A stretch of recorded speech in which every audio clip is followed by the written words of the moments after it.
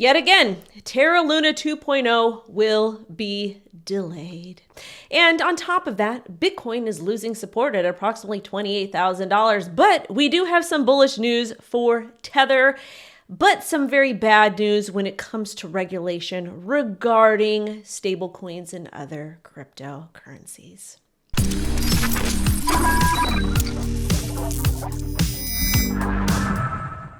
Welcome back to the O Show, everything crypto and NFTs every day. Make sure to hip thrust that like button. Follow me on Twitter and TikTok for more crypto breaking news.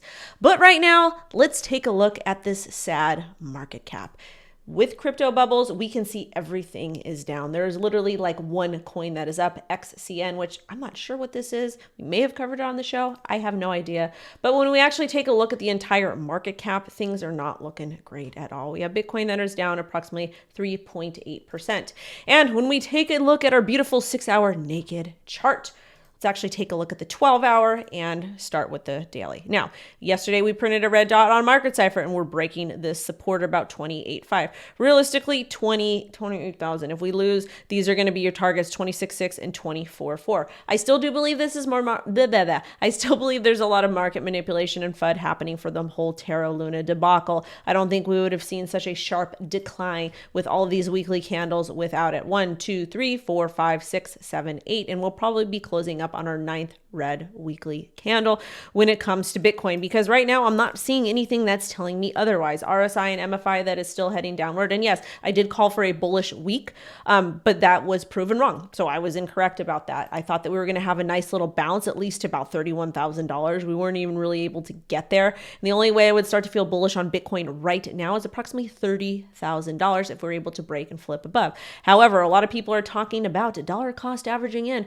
I'm not interested in buying anything right now. I want to see where we fall long term, and then I want to start buying. However, full disclosure, I did buy Bitcoin at $30,000, 0.25, and I'm going to prepare for a monster swing later. But again, I've got bids stacked all the way down to 10 grand, and I'm going to continue to add all the way down, hold for a few years for this bear market to wear off, and then flip.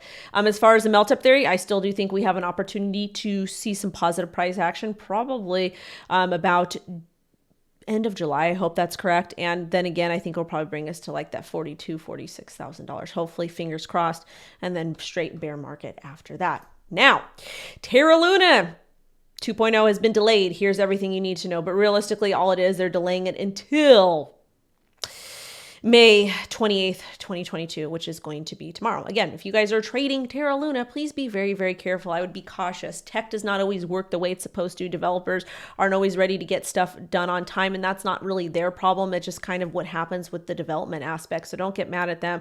But again, this is an absolute degen play if you do decide to enter into this. Also, too, you guys, the only reason why we're really talking about it at this point is because there are people that do hold Luna that do want to go ahead and at least get that airdrop to hopefully recoup some of their losses.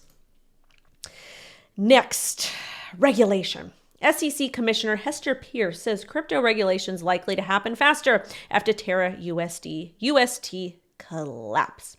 So basically, she was in an interview with CNBC at the DC Blockchain Summit, and she said after the Luna collapse, algorithmic stablecoin UST, and the affiliated Terra Luna, she hopes any forthcoming regulation doesn't strangle the entire crypto space. So basically, what's going to happen is they're going to come in hard attacking stablecoins. A lot of these algorithmic stablecoins will go away, and I don't necessarily have a problem with that. It does kind of infringe on our rights to operate in a true decentralized economy, but I don't think most people are ready to operate in a true decentralized economy anyways. At the end of the day, one of the reasons why I feel that this was kind of manipulated is because people want control, especially these people. So they can basically, what they can do is they can fearmonger and they can say, well, this really bad thing happened with Terra Luna. This really bad thing happened with BitConnect and a lot of these other cryptos or whatever it is. I'm using BitConnect because that was the scam of 2018, 2017 when we got in that bear market. But basically, they're going to use these examples and not talk about any of the good things, the positive things that cryptocurrency has done. But when we're talking about stablecoins, this was important right here.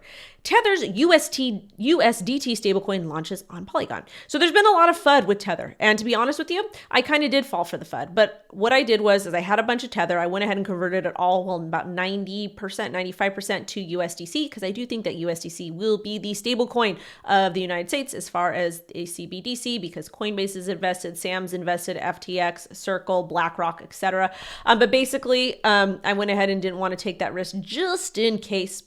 And apparently Polygon is the 11th blockchain USDT will be available on after Ethereum, Solana, Avalanche, Algorand, Tron, Omni, EOS, Liquid Network, Kusama, and Bitcoin Cash's standard ledger protocol. I don't even know who's still using EOS right now, but let's just take a quick look at matic. Since we are here, why not? Why not? Maybe there might be some opportunities to play with this.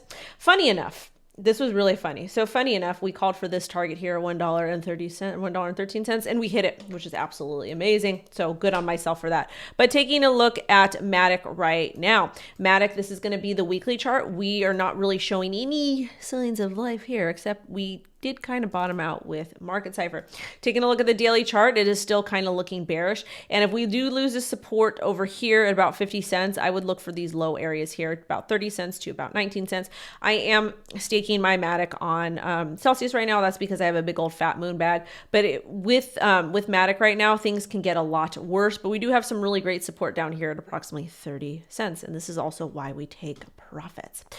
Last but not least, Jpmorgan is using blockchain for collateral settlement. Let's talk about this. This is important.